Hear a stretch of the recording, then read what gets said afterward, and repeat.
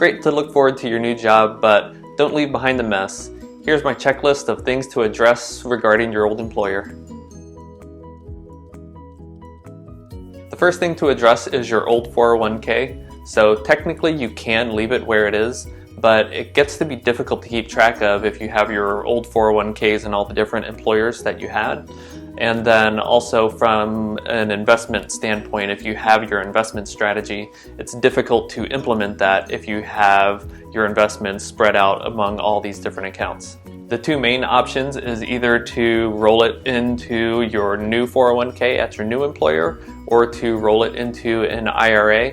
Another option that I almost don't want to mention, but I will, is that you can cash out the 401k. So there are a few things to think about with that.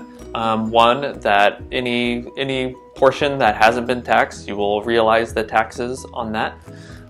If you are less than 55 years old, there's going to be a penalty. There's actually a rule that says once you turn 55 and you leave your employment, then you can actually withdraw money and not have the 10% penalty. Usually it's 59.5 for most retirement accounts, but 401ks have this special rule. Again, I would caution from doing that, not just because the tax implications and the possible penalties, but that it could also be crippling your retirement savings, and the future you won't really like that too much. Next is your old HSA. So HSA is a health savings account, and so that is one where that HSA is actually yours. It's not directly tied to your employer, and so similar to the 401k, you can leave it where it is, but especially if you're going to have another HSA account at your new employer, then you're able to transfer the money from that HSA into your new HSA. And again, that's just for purposes of being organized and keeping everything consolidated. Next is around stock compensation. So whether that is your employee stock purchase plan, if you have RSUs or stock options.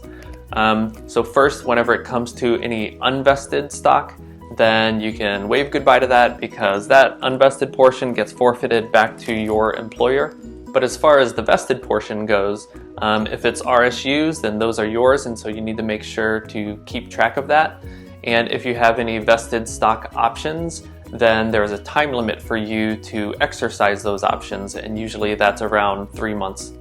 And finally, and probably most importantly, is the people. And so it's important to leave well and stay in touch with old coworkers.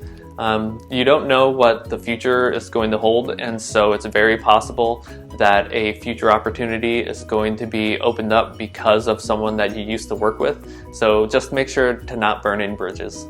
As always, I appreciate you watching. I hope you find value out of this. If you want to keep following along, then you can follow me on LinkedIn or Facebook or Twitter or whichever social media that you use, or subscribe to my YouTube channel, and I will talk to you guys later.